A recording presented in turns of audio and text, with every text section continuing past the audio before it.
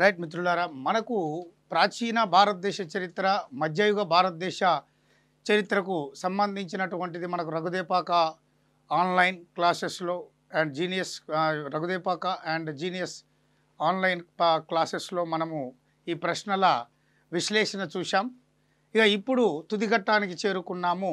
ఇందులో మనకు ప్రధానంగా ఈ యొక్క ఆధునిక భారతదేశ చరిత్రకు సంబంధించినటువంటి ఈ యొక్క సమాచారాన్ని మనం చూడబోతున్నాం. ప్రశ్నల సరళి ఏ విధంగా ఉంది, గత ఎగ్జామ్లో ఏ విధంగా అడిగాడు, రేపు అడగబోయేటటువంటి ఈ యొక్క ప్రశ్నల సరళి ఏ విధంగా ఉంటుంది, ప్రతి ఒక్క చాప్టర్ని ఉద్దేశించి అందులో ఉన్నటువంటి ఈ యొక్క కీలకమైనటువంటి ఈ యొక్క అంశాలను మేము వాటిని స్పృశిస్తూ ఈ యొక్క ప్రశ్నలను తయారు చేసి మీ ముందు ఈరోజు ఎక్స్ప్లెనేషన్ చేయడానికి ఈ యొక్క రావడం అనేది జరిగింది. సో కాబట్టి దాన్ని చాలా జాగ్రత్తగా మనం విని ఓవరాల్గా దాని క్లాసులో దీంతో పాటుగా మన బుక్స్లో కూడా యాస్టీస్గా మనకి ఇందులో ఏవైతే ఎక్స్ప్లెనేషన్ చేశామో అవి మన జీనియస్ పబ్లికేషన్ యొక్క విడుదల చేసిన ఇండియన్ హిస్టరీ బుక్లో కూలంకషంగా ఇవ్వడం జరిగింది. సో అప్పుడు క్లియర్ కట్గా మీకు ఇన్ఫర్మేషన్ అనేది ఒక దగ్గర అవైలబుల్ అవుతుందని ఆశిస్తూ మరి మనం ముందుకు వెళ్దాం. రైట్, మరి ఇందులో ఫస్ట్ది ఈ ఫ్రెంచ్ ఈస్ట్ ఇండియా కంపెనీకి సంబంధించి ఈ క్రింది వాటిని పరిశీలించండి అంటున్నాడు.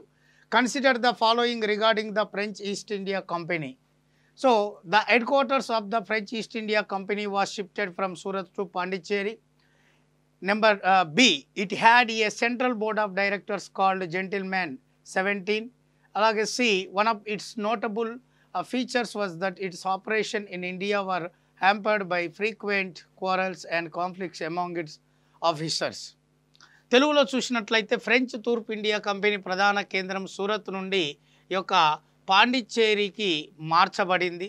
దానికి జెంటిల్మెన్ 17 అనే కేంద్రీయ బోర్డ్ ఆఫ్ డైరెక్టర్స్ ఉండేది, జెంటిల్మెన్ 17.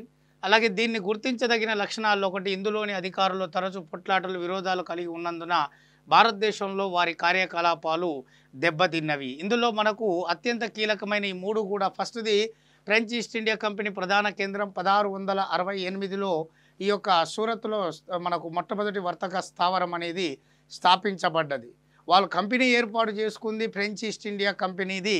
మనకు దానికి మెయిన్ ముఖ్యమైనటువంటిది ఈ యొక్క అత్యంత కీలకమైనటువంటి ఈ యొక్క ఫ్రెంచ్ ఈస్ట్ ఇండియా కంపెనీ అనేది ప్రభుత్వ రంగ కంపెనీ. యూరోపియన్ కంపెనీలలో ప్రభుత్వ రంగ కంపెనీగా పేరుగాంచింది. ప్రభుత్వ ప్రమేయంతో ప్రభుత్వమే ప్రధాన వాటాదారుడిగా ఈ యొక్క స్థాపించబడినటువంటి ఏకైక ప్రభుత్వ ఈ యొక్క ఆధీనంలో ప్రభుత్వం చేత ప్రభుత్వమే ప్రధాన వాటాదారుడిగా స్థాపించబడ్డ కంపెనీ ఇది. 1664లో స్థాపించబడ్డది. ఆనాటి ఫ్రెంచ్ చక్రవర్తి బూర్బన్ రాజవంశానికి చెందిన 14వ లూయి ఆ యొక్క ఆర్థిక మంత్రి అయిన కోల్బర్ట్, జీన్ బాప్టిస్ట్ కోల్బర్ట్ సూచనల మేరకు ఈ యొక్క 1664లో ఈ ఫ్రెంచ్ ఈస్ట్ ఇండియా కంపెనీ అనేది స్థాపించబడింది అనేటటువంటి విషయాన్ని మనం ఇక్కడ అత్యంత క్లియర్గా గుర్తుంచుకోవాలి. సో ఇది మొదట ఫ్రెంచ్ ఈస్ట్ ఇండియా కంపెనీ అనేటటువంటిది, ఫ్రెంచ్ ఈస్ట్ ఇండియా కంపెనీ అత్యంత కీలకమైనటువంటిదిగా క్యాంపెయినల్ డస్ ఇండీస్ ఈ యొక్క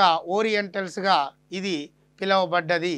దాని తర్వాత ఈ యొక్క 1720లో మనకు ఈ యొక్క కంపెనీ అనేటటువంటిది 1720లో ఈ కంపెనీ అనేది పర్పెచువల్ కంపెనీ ఆఫ్ ఇండియాగా పిలువబడింది. పర్పెచువల్ కంపెనీ ఆఫ్ ఇండియాగా పిలువబడ్డది. అంతకుముందు కంపెయినల్ డస్ ఇండీస్ ఓరియంటల్స్ లేదా డస్ ఇండీస్ కంపెనీగా పిలువబడ్డది. 1720లో ఇది పర్పెచువల్ కంపెనీ ఆఫ్ ఇండియాగా స్థాపించబడింది. అలాంటిది ఆ కంపెనీ 1668లో మొట్టమొదటి తన వర్తక స్థావరాన్ని సూరత్లో స్థాపించడం అనేది జరిగింది, ఈ యొక్క ఫ్రాంకోయిస్ కారన్. తర్వాత 1669లో ఈ యొక్క మచిలీపట్నంలో స్థాపించడం అనేది జరిగింది. అలాగే ఇక్కడ మనకు అత్యంత కీలకమైన పాండిచ్చేరిలో 1673లో పాండిచ్చేరి ఈ యొక్క వాలికొండాపురం అనేటటువంటి ప్రాంతాన్ని ఈ యొక్క ఫ్రాంకోయిస్ మార్టిన్ అనేటటువంటి వాడు ఈ యొక్క వాలికొండాపురాన్ని పాండిచ్చేరి నగరంగా నూతనంగా నిర్మిస్తాడు. అక్కడికి వర్తక స్థావరాన్ని ఈ యొక్క 1673లో సూరత్ నుండి పాండిచ్చేరికి అలా ఈ యొక్క ఫ్రెంచ్ ఈస్ట్ ఇండియా కంపెనీ మార్చబడడం అనేది జరిగింది. పాండిచ్చేరి నగర నిర్మాత ఫ్రాంకోయిస్ మార్టిన్ అండి. దాని పాత పేరు వాలికొండాపురం. దాన్ని జెంటిల్మెన్ 17 అనే కేంద్రీయ బోర్డ్ ఆఫ్ డైరెక్టర్ ఆధ్వర్యంలో అది పనిచేయడం జరిగింది. కాకపోతే ఈ అధికారుల్లో తరచు పొట్లాటలు, విరోధాలు ఉండేవి. దానివల్ల భారతదేశంలో వాళ్ళు ఆంగ్లేయులతో వారి యొక్క వ్యాపార కార్యకలాపాలు అనేవి సరిగా సమర్థవంతంగా కొనసాగించలేకపోవడం అనేది జరిగింది. తద్వారా ఈ ఫ్రెంచ్ వాళ్ళు భారతదేశంలో కేవలము అన్ని స్థావరాలను కోల్పోయి పాండిచ్చేరి అనేటటువంటి ప్రాంతానికి పరిమితం కావడం జరిగింది. ఆ పాండిచ్చేరిని మన భారతదేశ ప్రభుత్వం 1954లో ఈ యొక్క మన భారతదేశ ప్రభుత్వం మన భారతదేశంలో ఈ యొక్క విలీనం చేయడం అనేది జరిగింది. కాబట్టి ఈ విశ్లేషణ ప్రకారం ఆన్సర్ ఏమిటయ్యా అంటే ఏబిసి. సో ఈ మూడు కూడా కరెక్టే. రెండోది, తుఫానుల అగ్రానికి కేఫ్ ఆఫ్ గుడ్ హోప్ అని పేరు పెట్టిన వారు ఎవరు అంటున్నాడు. So who named the cafe of storms cafe of good hope అనేది ఇక్కడ మనము ప్రధానంగా చూసినట్లయితే బార్తలియో మ్యూడియాస్, రెండవ ఇమాన్యుయల్, రెండవ జాన్స్, ప్రిన్స్ ఇన్ఫాంటే హెన్రీ. సో ఇతనే 4వ హెన్రీ అంటాము, పోర్చుగల్ రాజు. ఇందులో పోర్చుగల్ రాజులు రెండవ ఇమాన్యుయల్, రెండవ జాన్, ఫాంటే హెన్రీ లేదా 4వ హెన్రీ. బార్తలో మ్యూడియాస్ మాత్రమే ఈయన ముఖ్యంగా మనకు అత్యంత కీలకమైనటువంటి సముద్ర నావికుడు పోర్చుగల్. ఈ పోర్చుగల్ సముద్ర నావికుడైన బార్తలో మ్యూడియాస్ పోర్చుగల్ రాజైన ఈ యొక్క రెండవ జాన్ను ప్రోత్సాహంతో సహకారంతో ఆయన ఆఫ్రికా ఈ యొక్క మొత్తం పోర్చుగల్లోని లిస్బన్ ఓడరేవు నుంచి బయలుదేరి ఈ యొక్క అత్యంత కీలకమైనటువంటి ఆఫ్రికా పశ్చిమ తీరాన్ని దాటి ఈ యొక్క ఆఫ్రికా దక్షిణ భాగానికి చేరుకుంటాడు. అక్కడ వాతావరణము, సముద్ర వాతావరణం అల్లకల్లోలితంగా ఉండడం, తుఫానులు బాగా రావడం, దిక్సూచిలు పని చేయకపోవడం, నౌకలు ముందుకి కొనసాగలేకపోవడం వలన ఈ యొక్క బార్తలియో మ్యూడియాస్ ఏం చేస్తాడంటే ముఖ్యంగా ఈ యొక్క ఆఫ్రికా దక్షిణ భాగానికి కేఫ్ ఆఫ్ స్టార్మ్ అంటే మనకు అత్యంత ముఖ్యమైనటువంటిది ఈ యొక్క తుఫానుల అగ్రం అని చెప్పేసి ఆఫ్రికా దక్షిణ భాగానికి పేరు పెట్టి తిరిగి ప్రయాణం అవుతాడు. కానీ మున్ముందు ఈ యొక్క సముద్ర నావికులను ప్రోత్సహించేటటువంటి లక్ష్యంతో ఈ యొక్క వాళ్ళలో ఆత్మవిశ్వాసం నింపాలన్న ఉద్దేశంతో ఈ యొక్క కేఫ్ ఆఫ్ ఆ యొక్క ఏదైతే స్టార్మ్ ఉందో ఏదైతే బార్తలియో మ్యూడియాస్ ఆఫ్రికా దక్షిణ భాగానికి తుఫానుల అగ్రం అని పేరు పెట్టాడో ఆ తుఫానుల అగ్రానికి ఈ యొక్క పోర్చుగల్ రాజైన ఆనాటి రెండవ జాన్ ఈ యొక్క కేఫ్ ఆఫ్ గుడ్ హోప్ అంటే శుభసూచిక ప్రదేశం లేదా శుభసూచిక అగ్రం అని పేరు పెట్టడం జరిగింది. సో కాబట్టి దీని ప్రకారము మన యొక్క దాని ఆన్సర్ ఏమిటంటే రెండవ జాన్. మూడవది ఇక్కడ చూడండి మనకు question. So match the following items అన్నాడు, జతపరచమంటున్నాడు. The first settlement of the Dutch Tranquebar, the earliest settlement of the Danes Machilipatnam, the very first settlement of the Portuguese Cochin, the very first settlement of the British Surat. అంటే ఇక్కడ మన భారతదేశానికి వచ్చిన యూరోపియన్లు 5గురు, అందులో Portuguese వారు, డచ్ వారు, బ్రిటిష్ ఈస్ట్ ఇండియా కంపెనీ అంటే బ్రిటన్ చేత స్థాపించబడి వారి సహకారంతో ఎలిజబెత్ రాణి సహకారంతో స్థాపించబడ్డ బ్రిటిష్ ఈస్ట్ ఇండియా కంపెనీ, అలాగే మనకు డెన్మార్క్, అలాగే మనకు ఫ్రెంచ్ వారు. ఇందులో మనకు ఫ్రెంచ్ తప్ప మిగిలిన 4 యూరోపియన్స్ యొక్క వాళ్ళ మొదటి వర్తక స్థావరాన్ని ఇక్కడ ఇవ్వడం జరిగింది. దాన్ని మ్యాచ్ చేయమంటున్నాడు. అందులో డచ్ వారి యొక్క మొదటి వర్తక స్థావరము ఎక్కడ ఉంది అంటే డచ్ వారి మొదటి వర్తక స్థావరం మచిలీపట్నంలో 1605లో ఆనాటి మన గోల్కొండ నవాబు మహమ్మద్ కులీ కుతుబ్ షా అనుమతితో డచ్ వారు మన ఆంధ్రదేశంలో మొట్టమొదటి వర్తక స్థావరాన్ని స్థాపించడం జరిగింది. అలా ఈ యొక్క ఓవరాల్గా దక్షిణ భారతదేశంలో ఇటు ఆంధ్రదేశంలో మొట్టమొదట తమ వర్తక స్థావరాన్ని స్థాపించినటువంటి తొలి ఈ యొక్క యూరోపియన్లుగా డచ్ వారు పేరుగాంచారు. అలాగే డేన్స్ అంటే డెన్మార్క్ వాళ్ళని డేన్స్ అంటాము. వీళ్ళు తమ వర్తక స్థావరాన్ని 1620లో ఈ యొక్క ట్రాంక్విబార్ వద్ద నిర్మించడం జరిగింది. 1620లో ట్రాంక్విబార్ వద్ద నిర్మించడం అనేది జరిగింది ట్రాంక్విబార్. సో ఇక్కడ మనకు అత్యంత కీలకమైనటువంటిది ఈ యొక్క ట్రాంక్విబార్ అంటే ట్రాంకోబార్. ఈ ట్రాంకోబార్ అనేటటువంటిది తమిళనాడులో ఉందండి. అలాగే పోర్చుగీస్ వారి యొక్క మొదటి స్థావరం 1502లో ఈ యొక్క కొచ్చిన్లో స్థాపించడం అనేది జరిగింది. 1502లో కొచ్చిన్లో ఈ యొక్క వాస్కోడా గామా ఈ యొక్క క్యాలికట్ ఆక్రమించుకున్నాక క్యాలికట్లో ఆక్రమించుకున్నాక కొచ్చిన్లో ఒక కోటని నిర్మించడం అనే మన అత్యంత కీలకమైన కొచ్చిన్లో ఒక కోటను నిర్మించుకుంటాడు. అక్కడే తాను చనిపోయేంత వరకు కూడా అక్కడనే ఉంటాడు. ఆ వర్తక స్థావరాల మీద ఆయన పర్యవేక్షణ చేయడం జరుగుతుంది. అలా 1502లో వాస్కోడా గామా 1502లో ఈ యొక్క మొదటి వర్తక స్థావరాన్ని 1502లో ఏర్పాటు చేసుకుంటాడు. అందులో ఏ కంపెనీ పేరుతో వీళ్ళు తమ మొదటి వర్తక స్థావరాన్ని ఏర్పాటు చేసుకున్నారంటే ఎస్టాడో డా ఇండియా అనేది పోర్చుగీస్ వారి యొక్క కంపెనీ. ఆ నేతృత్వంలో 1502లో వీళ్ళు మొదటి వర్తక స్థావరాన్ని ఏర్పాటు చేసుకున్నారు.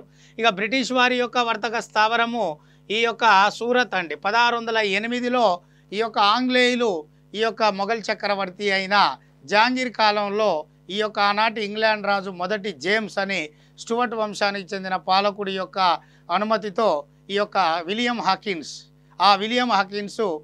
మనకు ముఖ్యంగా ఈ యొక్క హెక్టార్ అనే నౌక ద్వారా ఇక్కడికి చేరుకుంటాడు. సో జహాంగీర్ మొదట అనుమతిస్తాడు. అనుమతితో ఈ యొక్క సూరత్లో వర్తక స్థావరాన్ని ఏర్పాటు చేసుకుంటారు తాత్కాలికంగా. కానీ ఆ అనుమతిని మళ్ళీ తిరిగి ఆయన దాన్ని రద్దు చేస్తాడు జహాంగీర్. ఎందుకంటే పోర్చుగీస్ వారి యొక్క ప్రాబల్యం వలన తిరిగి అఫీషియల్గా 1612లో ఆంగ్లేయ అధికారి కెప్టెన్ బెస్ట్ ఈ యొక్క స్వాహిలీ యుద్ధంలో పోర్చుగీస్ వారిని ఓడించి ఆ సూరత్ ప్రాంతం నుంచి వాళ్ళని వెళ్ళగొడతాడు. సో అలా జహాంగీర్ పూర్తి స్థాయిలో 1613లో మళ్ళీ సూరత్లో ఆంగ్లేయులకు అఫీషియల్గా ఆ వర్తక స్థావరాన్ని ఏర్పాటు చేసుకోవడానికి అనుమతిని కల్పించడం అనేది జరిగింది. కాబట్టి 1608 అనేది ఎక్కువగా ఉంటుంది, బట్ అది విఫలమవుతుంది. 1613లో అఫీషియల్గా వాళ్ళకు సూరత్ అనేది మొదటి స్థావరంగా అవుతుంది. కాబట్టి ఆంగ్లేయుల మొదటి వర్తక స్థావరం ఏమిటి అంటే మనము సూరత్ అని చెప్పేసి మనం ఇక్కడ చెప్పాలి. సో కాబట్టి 2134 సో 2134 అన్నప్పుడు ఇక్కడ మనకు ఇక్కడ చూడండి 2134 సో BACD. సో నాలుగోది ఆన్సర్ అండి, నాలుగోది ఆన్సర్. ఇక్కడ మనకు ఒకసారి చూద్దాం. Fourth, match the following items. The main base of the British Pondicherry, the main base of the French Kolkata, the Danes were their main base Nagapattinam, the main settlement of the Portuguese Goa అన్నాడు. So ఒకసారి ఇక్కడ చూసినట్లయితే British వారి యొక్క ప్రధాన స్థావరము ఎక్కడ, French అనేది చూద్దాం. బ్రిటిష్ వారి యొక్క ప్రధాన స్థావరం అనేటటువంటిది ఎక్కడి నుంచి ఎక్కడికి మార్చడం జరిగింది అంటే నాగపట్నానికి వీరు ఎక్కడికి మార్చారు అనేది ఒకసారి ఇక్కడ చూద్దాము. కలకత్తా అండి, బ్రిటిష్ వారి యొక్క ప్రధాన స్థావరము కలకత్తా. సో ఇక్కడ మనకు 100%గా వాళ్ళ హెడ్ క్వార్టర్ అండి, ఇది వర్తక వ్యాపారానికి హెడ్ క్వార్టర్గా ఉంది. ఫ్రెంచ్ వారి యొక్క ప్రధాన వర్తక స్థావరము పాండిచ్చేరి. డేన్స్ వారిది ఈ యొక్క ప్రధాన వర్తక స్థావరం అనేటటువంటిది ఇక్కడ డేన్స్ అని ఇచ్చాడండి. ఇక్కడ మీరు కొద్దిగా దీన్ని సరి చేసుకోవాలి. డేన్స్ వారు కాదండి ఇది, ఇక్కడ మనకు డచ్ వారు అనేది ఇక్కడ మీరు సరి చేసుకోవాలి. డేన్స్ వారిది మనకు ప్రధాన వర్తక స్థావరం ఏంటంటే సేరంపూర్ లేదా శ్రీరాంపూర్. సేరంపూర్ ఆర్ శ్రీరాంపూర్ బెంగాల్లోని సేరంపూర్ ఆర్ శ్రీరాంపూర్లో 1676లో వారు ముఖ్యంగా తమ ప్రధాన వర్తక కేంద్రంగా సేరంపూర్ని ఏర్పాటు చేసుకోవడం జరిగింది, సేరంపూర్ వద్ద. కాబట్టి ఇక్కడ డేన్స్ వాళ్ళది సేరంపూర్ లేదా శ్రీరాంపూర్. ఇక్కడ డేన్స్ అని ఇచ్చాడు, ఇక్కడ డేన్స్ కాదండి, ఇక్కడ దాన్ని సరి చేసుకోండి డచ్ వారి యొక్క ప్రధాన వర్తక స్థావరం ఏమిటంటే 1610 నుండి 1689 వరకు ఈ యొక్క డచ్ వారి యొక్క ప్రధాన వర్తక స్థావరం ఏంటంటే పులికాట్. ఈ పులికాట్ అండి 1689 వరకు. 1690 నుండి ఈ యొక్క డచ్ వారి యొక్క ప్రధాన వర్తక స్థావరము నాగపట్నం అండి, నాగపట్టణం. సో పోర్చుగీస్ వారి యొక్క ప్రధాన వర్తక స్థావరం ఏంటంటే ఈ యొక్క గోవా. పోర్చుగీస్ వారి ప్రధాన వర్తక స్థావరము అప్పటి నుంచి అంటే 1502 నుంచి 1502లో కొచ్చిను తమ మొదటి వర్తక స్థావరం, అదే తమ ప్రధాన వర్తక స్థావరం కూడా. 1502లో కొచ్చిన్ ఇదే మొదటి వర్తక స్థావరం, అదే ప్రధాన వర్తక స్థావరం. కానీ 1530 నుండి పోర్చుగీస్ వారి యొక్క ప్రధాన వర్తక స్థావరం ఏమిటంటే గోవా. సో 1530లో ఈ యొక్క కొచ్చిన్ నుండి గోవాకు పోర్చుగీస్ వారి ప్రధాన వర్తక స్థావరాన్ని 1530లో మార్చింది పోర్చుగీస్ గవర్నర్లో ముఖ్యుడైన నినోడా కునహ అనేవాడు మార్చడం జరుగుతుంది. సో కాబట్టి ఇక్కడ మనము ఈ యొక్క 2, 1, 3, 4 అనేది ఇలా చూద్దాం. సో కాబట్టి ఇక్కడ ఆన్సర్ 2 అండి. 2, 1, 3, 4 2, 1, 3, 4 అనేది ఇక్కడ మనం అత్యంత క్లియర్గా ఇక్కడ మనం భావించాల్సిన అత్యంత క్లియర్గా ముఖ్యమైనటువంటి విషయం. రైట్. నెక్స్ట్ క్వశ్చన్ అండి, ఇక్కడ మనం చూద్దాం. Francisco de Almeida governor of the Portuguese India Company followed by blue water policy. So then we are the elements of this approach అని చెప్పేసి ఇక్కడ మనకు క్లియర్గా ఇవ్వడం జరిగింది. మరి ఏంటిది అది అన్నప్పుడు ఇక్కడ మనకు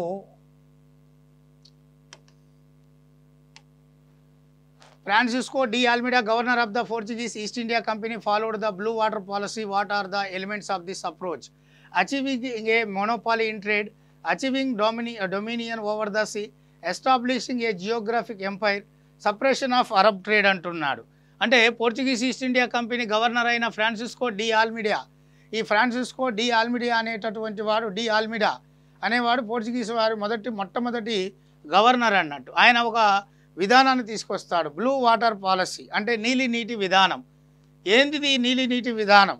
దీనిలో మెయిన్ అంశాలు ఏమిటి అంటే వర్తకంలో గుత్తాధిపత్యం సంపాదించడం, సముద్రం మీద ఆధిపత్యాన్ని సంపాదించడం, భౌగోళిక సామ్రాజ్యాన్ని ఏర్పాటు చేయడం, అరబ్ వర్తకాన్ని అణిచివేయడం. మెయిన్ ఈ నీలి నీటి విధానం యొక్క మెయిన్ ఉద్దేశం ఏంటంటే ఇక్కడ భారతదేశంలో పూర్తిగా పోర్చుగీస్ వారే వ్యాపారపరంగా గుత్తాధిపత్యం చేయాలి, వ్యాపారాన్ని మొత్తం ఏకచక్రాధిపత్యం కిందికి తీసుకురావాలి, సముద్రంపై ఈ యొక్క వర్తకం మీద ఆధిపత్యాన్ని సాధించాలన్నటువంటి కాన్సెప్ట్ తోటే ఈ యొక్క ఫ్రాన్సిస్ డి ఆల్మిడా ఈ నీలి నీటి విధానాన్ని అనుసరించాడు. అంతేగాని అరబ్ వర్తకులను అణిచివేయడం లేదా పోర్చుగీస్ వారిని భారతదేశంలో భౌగోళికంగా సామ్రాజ్యాన్ని ఏర్పాటు చేయడం అంటే భూభాగాలు ఆక్రమించడం ఇలాంటివి కాదు.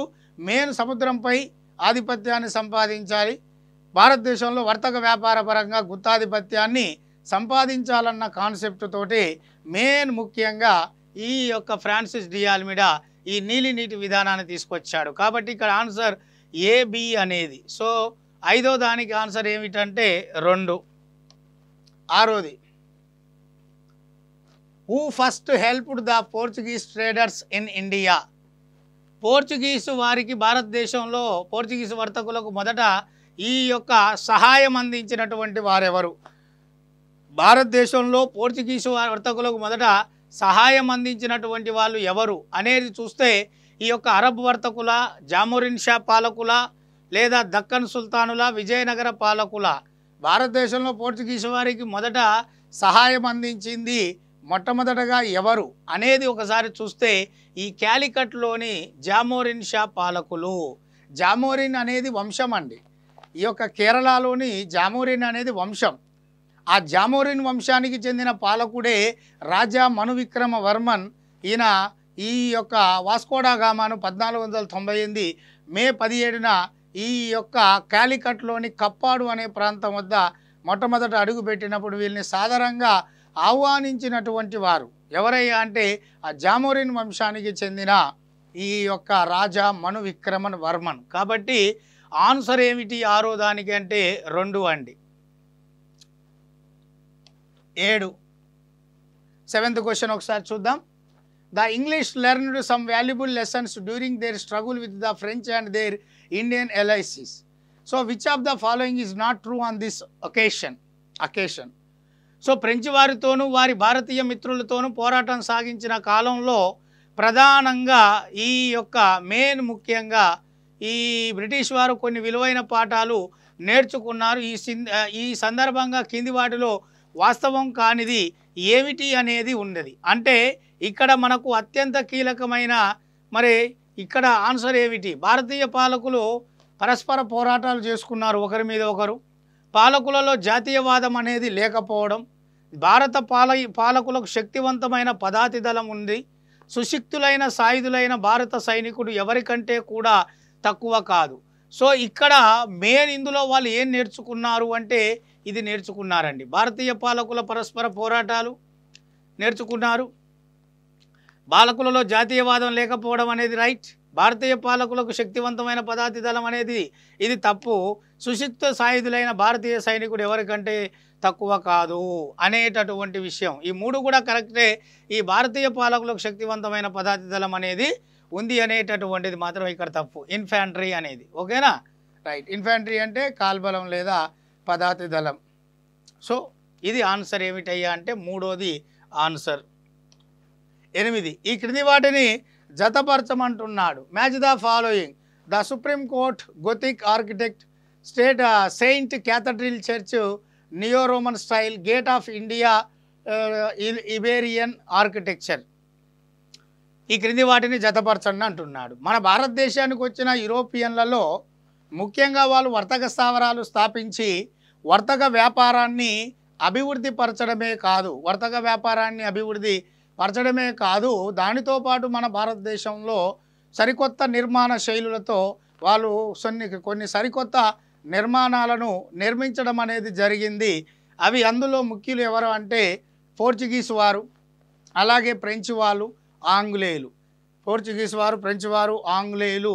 ఇక్కడ డచ్ వాళ్ళు, డేన్స్ వాళ్ళు ఇక్కడ ఏమి నిర్మాణాలు చేపట్టలేదు కొత్త నిర్మాణ శైలిల్లో. మరి వాళ్ళు నిర్మాణించిన నిర్మాణ శైలిల్లో ఇక్కడ మనకు గోతిక్, నియో రోమన్ శైలి ఈ రెండు కూడా ఈ యొక్క బ్రిటిష్ వాళ్ళవి. ఇబేరియన్ అనేది పోర్చుగీస్ వారిది. ఈ గోతిక్ అనేది మన భారతదేశ వాస్తు నిర్మాణ శిల్ప శైలితో కలిసినప్పుడు అది ఇండో గోతిక్ లేదా విక్టోరియన్ ఆ నిర్మాణ శైలిగా పిలువబడ్డది. గోతిక్ శైలి అనేది బ్రిటిష్ వాళ్ళది. మన భారతదేశ నిర్మాణ లక్షణాలతో కలిసినప్పుడు ఇండో గోతిక్ శైలిగా పిలువబడ్డది. ఆ ఇండో గోతిక్ శైలికి మరొక పేరు విక్టోరియన్ నిర్మాణ శైలి. మరి అటువంటి వాటిలో ఈ రెండు ఆంగ్లేయులు. ఇబేరియన్ అనేది పోర్చుగీస్ వాళ్ళది. సో ఇక్కడ ఇండో గోతిక్ వాస్తు నిర్మాణ శైలి అనేటటువంటిది ఒకసారి మనం చూసుకున్నట్లయితే ఇది ముఖ్యంగా కిటికీలు చాలా పెద్దవిగా ఉంటాయి, గోడలు పలచగా ఉండేటట్లుగా ఉంటాయి, కిటికీలు చాలా పెద్దవిగా ఉంటాయి. సాధారణంగా నిర్మాణాలు చాలా పెద్దవిగా ఉంటాయి, నిర్మాణాల గోడలు పలచగా ఉంటాయి, కిటికీలు పెద్దగా ఉంటాయి.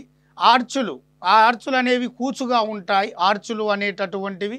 అలాగే ఇటువంటి నిర్మాణాలకు ముతక లైమ్ స్టోను అలాగే ఎర్ర ఇసుక రాయిని ఎక్కువగా ఉపయోగించి ఈ ఇండో గోతిక్ శైలిలో ఆంగ్లేయులు నిర్మాణాలు నిర్మించారు. మరి అటువంటి ఇండో గోతిక్ శైలికి సంబంధించిన ఈ యొక్క నిర్మాణాలలో మనకు ముఖ్యమైనదిగా మనం ఇక్కడ భావించాల్సినటువంటిది మనకు ఇక్కడ క్లియర్ కట్గా మనం ఇక్కడ చూసుకున్నట్లయితే ఈ ఇండో గోతిక్ నిర్మాణ శైలిలో నిర్మాణం ఏమిటి అనేటటువంటిది అక్కడ క్లియర్ కట్గా మనకి ఇక్కడ అడగడం అనేది జరిగింది.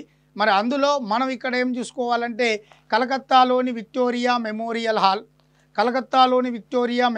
హాల్ అలాగే బొంబాయిలోని గేట్వే ఆఫ్ ఇండియా ఇవి ఇండో గోతిక్ శైలికి మెయిన్ ముఖ్యంగా మనం నిర్మాణంగా చెప్పవచ్చును. ఓకేనా. అలాగే ఇక్కడ నియో రోమన్ శైలి, ఈ నియో రోమన్ శైలి కూడా ఆంగ్లేయులదే. ఇక్కడ నిర్మాణాలన్నీ వలయాకారంలో పెద్ద పెద్ద భవనాలను నిర్మించడం జరిగింది. వలయాకారపు నిర్మాణ లక్షణాలు కలిగి ఉన్నదే నియో రోమన్ శైలి. దీన్ని ఈ యొక్క నియో క్లాసికల్ శైలి కూడా అంటారు. మరి ఈ శైలిలో సుప్రీంకోర్టు ఢిల్లీలో, మన పార్లమెంట్ భవన్, రాష్ట్రపతి భవన్ ఇలాంటివన్నీ కూడా నియో రోమన్ శైలిలో నిర్మించడం అనేది జరిగింది. కాబట్టి సుప్రీంకోర్టు అనేది నియో రోమన్ శైలి. మరి ఇక్కడ సెయింట్ క్యాథడ్రల్ చర్చ్ అది ఇబేరియన్ శైలిలో పోర్చుగీస్ వారు నిర్మించినటువంటిది ఈ యొక్క సెయింట్ క్యాథడ్రల్ చర్చ్. ఈ సెయింట్ క్యాథడ్రల్ చర్చ్ అనేటటువంటిది ప్రధానంగా ఈ యొక్క గోవాలో నిర్మించడం జరిగింది పోర్చుగీస్ వారు. ఇబేరియన్ నిర్మాణ శైలిలో ఇక్కడ మేను పైకప్పు, ఈ యొక్క పైకప్పులకు అలాగే మనకు అత్యంత కీలకమైనటువంటి ఇటుకలు ఎక్కువగా వాడారు, గట్టి ఇటుకలను వాడారు పైకప్పులకు, గోడలకు. అలాగే మెట్ల కోసము ఈ యొక్క గట్టి కల్పన ఎక్కువగా వాడారు. ఈ నిర్మాణ శైలిలో ఈ యొక్క ఇబేరియన్ నిర్మాణ శైలిలో. అటువంటి ఇబేరియన్ నిర్మాణ శైలి మెయిన్ ముఖ్యంగా గట్టి ఇటుకలను పైకప్పులకు గట్టి ఇటుకలను వాడారు. అలాగే మెట్ల కోసం ఎస్పెషల్ స్టెప్స్ కోసము ఇక్కడ మొత్తం మెయిన్ ముఖ్యంగా కలపను ఎక్కువగా వాడారు, గట్టి కలపను. అటువంటి నిర్మాణ శైలిని పోర్చుగీస్ వారు ఉపయోగించారు. దానిలో భాగంగానే వీళ్ళు భారతదేశంలో అద్భుతమైన నిర్మాణాలు నిర్మించారు. ఒకటి గోవాలో సెయింట్ క్యాథడ్రల్ చర్చి, ముంబైలో కాస్టెల్లా డి అగ్వాండా, గోవాలో సెయింట్ క్యాథడ్రల్ చర్చిని పోర్చుగీస్ వారు ఇబేరియన్ నిర్మాణ శైలిలో నిర్మించడం అనేది జరిగింది. సో కాబట్టి ఇక్కడ మనకు 2, 1, 2, 3 సుప్రీంకోర్టు అనేది బి కదా. సో ఇక్కడ సుప్రీంకోర్టు, ఇక్కడ రెండోది మనకు ఇక్కడ ఫస్ట్ ఒకటోది రావాలి, ఒకటోది 2 BCA. సో ఇది అండి 4 ఆన్సర్ BCA. 9వ క్వశ్చన్ అండి. Which of the following is not correct as far as the Portuguese in India are concerned? In the year 1498, Vasco da Gama reached Calicut on the Malabar coast and was warmly welcomed by the Hindu king Jamorin. Francisco de Almeida, the first Portuguese governor in India, adopted the blue water policy. Third one. In the year 1510, the Portuguese conquered Goa, from the kings of Mysore and made it their capital. Alfonso de Albuquerque, who was appointed as the second governor of the Portuguese in India, initiated reforms in Hindu society by abolishing sati legally. So ఇవి 4. ఇందులో భారతదేశంలో Portuguese వారికి సంబంధించినంత వరకు ఈ క్రింది వాటిలో ఏది సరైంది కాదంటున్నాడు. 1498 మే 17న వాస్కో డా గామా ఈ యొక్క భారతదేశానికి పశ్చిమ తీరాన్ని ఏమంటామంటే ఈ యొక్క గోవాలో ఉన్నటువంటిది మనకు ఇక్కడ కొంకన్, ఇక్కడ మలబార్ తీరం. సో ఇక్కడ కొంకన్, మలబార్ తీరం ఇవన్నీ పశ్చిమ తీరాలు. సో ఇక్కడ మలబార్ తీరంలోని కేరళలో క్యాలికట్ చేరగా అక్కడ మన హిందూ రాజు ఈ యొక్క జామోరిన్, అంటే ఇందాకే చెప్పాను జామోరిన్ అనేది పేరు కాదు, అది రాజవంశం. ఆ జామోరిన్ అనే రాజవంశానికి చెందిన పాలకుడు రాజా మనువిక్రమవర్మ అని ఇతను సాధారణంగా ఆహ్వానిస్తాడు. ఇది రైటే. భారతదేశంలో మొదటి Portuguese governor Francisco de Almeida blue water విధానాన్ని అవలంబించాడు. నీటి విధానం, సముద్రంపై ఆధిపత్యం సంపాదించడం. భారతదేశంలో పోర్చుగీస్ వారు వర్తక వ్యాపార గుత్తాధిపత్యం సాధించడం కోసం. 3వది ఇది రైటే. 1510 సంవత్సరంలో మైసూర్ రాజుల నుండి పోర్చుగీస్ వారు గోవాను జయించి దానిని తమ రాజధానిగా మార్చుకున్నారు. ఇది తప్పు. ఎందుకంటే 1510లో ఈ పోర్చుగీస్ గవర్నర్లో యొక్క గొప్పవాడైన ఆల్బుకర్కు శ్రీకృష్ణదేవరాయలతో ఒక సంధి చేసుకుంటాడు. దాని ప్రకారం బీజాపూర్ సుల్తాన్ల ఆధీనంలో ఉన్న గోవాని ప్రాంతాన్ని జయించడానికి సహాయ సహకారాలు అందించమంటాడు. దాని ఫలితంగా విజయనగర సామ్రాజ్యానికి తుపాకులు, మరఫిరంగులు పంపిణీ చేసి వాటిని విజయనగర సామ్రాజ్య సైనికులు ఎలా యూజ్ చేయాలో మా యొక్క పోర్చుగీస్ సైన్యాన్ని మీ సైన్యంలో ఉంచి శిక్షణ ఇప్పిస్తామంటూ ఒప్పందం చేసుకుంటారు. దాని ప్రకారం మన పోర్చుగీస్ గవర్నర్లో ఆల్బుకర్కు, గొప్పవాడు ఆల్బుకర్కు, ఆయన బీజాపూర్ సుల్తాన్ నుండి గోవా ప్రాంతాన్ని ఆక్రమిస్తాడు, మైసూర్ రాజుల నుండి కాదు. 4 భారతదేశంలో పోర్చుగీస్ వారి 2వ గవర్నరు ప్లస్ గొప్పవాడైన ఆల్ఫోన్సో డి ఆల్బుకర్కు చట్టబద్ధంగా సతిని రద్దు చేయడం ద్వారా హిందూ సమాజంలో సంస్కరణలకు అంకురార్పణ గావించాడు. సో చాలా గొప్ప పని చేశాడు. సతీ సహగమనం అనేది ఆయన రద్దు కావడానికి ఎంతగానో ప్రయత్నం చేశాడు. ఎవరయ్యా అంటే ఈ ఆల్బుకర్క్. సో కాబట్టి ఇందులో అంశాలన్నీ కూడా కరెక్టే. 1వది, 2వది, 4వది అన్నీ కరెక్టే. బట్ 3వది మాత్రం తప్పు. ఇక్కడ మైసూర్ రాజులు కాదు, బీజాపూర్ అని రావాలి. కాబట్టి ఆన్సర్ ఏంది 3. 10వది ఇక్కడ స్టేట్మెంట్లు ఇచ్చాడు. ప్రతిపాదన ఏ, ప్రతిపాదన B. Proposition or statement A. A trade association was established England for trade with India. Reason R trade with England always continues to be profitable for India. So ప్రతిపాదన ఏమన్నాడంటే భారతదేశంతో వ్యాపారం కొరకు ఇంగ్లాండ్లో వర్తక సంఘం స్థాపించబడెను.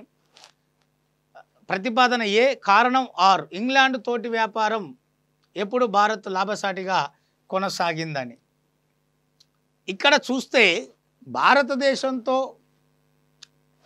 ఇంగ్లాండ్ అనేది వ్యాపారం చేయడానికి బ్రిటిష్ ఈస్ట్ ఇండియా కంపెనీని 1600 డిసెంబర్ 31వ తారీఖున రాయల్ చార్టర్ చట్టం ద్వారా మొదటి ఎలిజబెత్ దానికి అనుమతి ఇవ్వడం జరిగింది. అది మనకు ముఖ్యంగా మర్చెంట్స్ అడ్వెంచర్స్ గ్రూపుగా పిలువబడ్డది. దాన్నే జాన్ కంపెనీగా పిలువబడడం అనేది జరిగింది. ఓకేనా. సో అదే తర్వాత బ్రిటిష్ ఈస్ట్ ఇండియా కంపెనీగా మారడం అనేది జరిగింది. The governor and company of the London into the East Indies company అనే పేరుతో తర్వాత పిలువబడ్డది. ఏది? British East India company. The governor and company of the London trading into the East Indies కంపెనీగా పిలువబడ్డది. ఏది? మర్చెంట్ అడ్వెంచర్స్ గ్రూపే తర్వాత ఈ పేరుతో పిలువబడ్డది. The governor and company of the London trading into the East Indies కంపెనీగా పిలువబడ్డది. దాని తర్వాత 1658లో ఈ company joint stock company of ఇండియాగా ఏర్పడింది. దాన్నే బ్రిటిష్ ఈస్ట్ ఇండియా కంపెనీగా మనం పిలుస్తున్నాం ఇప్పుడు. దాని పూర్వ పేరు అది లండన్లో ప్రధాన వర్తక కేంద్రంగా, ప్రధాన వర్తక కార్యాలయంగా చేసుకొని ఇది ఏర్పాటైంది. ఇది వాస్తవమే. కానీ ఇంగ్లాండ్ తోటి వ్యాపారం ఎప్పుడు భారత్ లాభసాటిగా కొనసాగలేదు, నష్టపూరితంగానే ఉన్నది. కాబట్టి ఇక్కడ ఏ అనేది నిజం, ఆర్ అనేది తప్పు. ఏ అనేది నిజం, ఆర్ అనేది తప్పు. ఇక్కడ మనకు పూర్తి స్థాయిలో మూడోది ఆన్సర్